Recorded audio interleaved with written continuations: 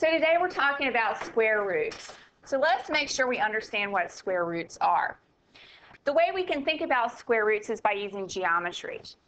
We're going to use the picture of this square to start with. You can tell that this square has an area of 4 because the lengths of the sides are 2 and 2, and we know that length times width equals area. The area of a square is the same as what's called the perfect square.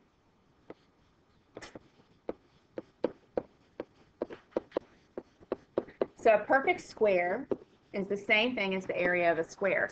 In this example, 4 is the area of this square, and so this is a picture of a perfect square of 4. The length of one side of this is 2. The length of one side of a perfect square is the same thing as the square root. So when we use notation, what we would write here is that the square root of 4 equals 2, where 4 is our perfect square and 2 is our square root. So a perfect square is the area of a square whose sides are whole numbers. So in this case, the sides were lengths of 2, whole numbers. And when we multiplied 2 times 2, we get 4. And a square root is the length of one side of a square.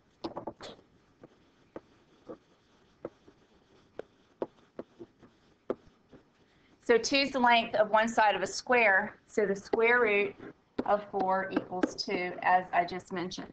Now notice that the symbol around 4 is a root symbol. There's an understood 2 right here for square root. There are other roots. There's a cubed root and a 4th root and a 5th root, etc.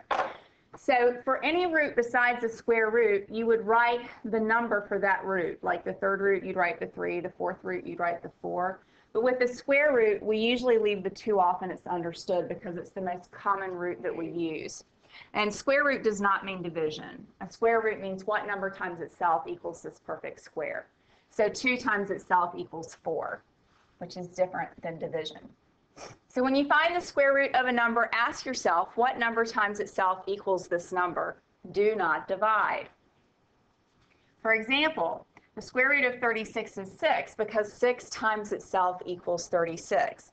36 divided by 2 is 18, which is not the square root. So we're not dividing when we do square roots. And this square root symbol is not a long division symbol. Okay? What we're doing is we're saying what number times itself equals the number that's in here. When you find the square root of a number, let's say, for example, 36, if I'm looking for the square root of 36, the answer is 6. So I would put equals 6. I do not put it on top like I would with long division. That would be incorrect because this is not division. So I would say the square root of 36 equals 6, and this is my notation. So here, b times b equals b squared. So would b squared be the perfect square or the square root? It is the perfect square. So b squared is the perfect square. So a perfect square is always a number times itself, whatever that equals. So in this example, b times b equals b squared. B would be what? The square root.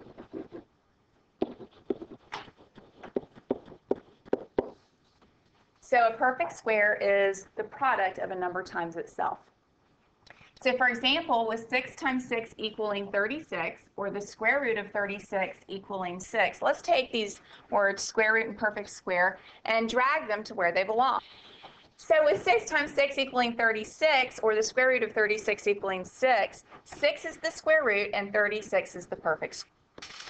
So here we have an example of some numbers that are not perfect squares. So here 5184 or 51.84 is the area of this square. So if I take the square root of 51.84 on my calculator, so try this on your calculator. Let's see how to use our calculator. So in your calculator, you're going to put in your square root symbol, which is going to be above your 7. So hit the square root symbol, which is above your 7, if you're using the TI-34 multi-view. And then type in 51.84. And you'll see, indeed, that that equals 7.2. So 7.2 is the square root of 51.84. However, 51.84 would not be considered a perfect square because its products, 7.2 times 7.2, are not whole numbers. So if you take the square root of 2 on your calculator, and go ahead and do that. Take the square root of 2 on your calculator. You'll notice that you end up with this decimal that goes on and on with no pattern, which is called what kind of number? Irrational. Good. So this is an irrational number. So when you take the square root of a non-perfect square, often the result is an irrational number. We leave the square root written with the square root symbol rather than changing it to a decimal, which is less exact. In other words, the square root of 2 is the square root of 2. So instead of trying to write 1.41 ... on each side or rounding, we just say the lengths of each side of the square are the square root of 2. Because the square root of 2 times the square root of 2 equals the square root of 2 times 2, which equals the square root of 4, which equals 2.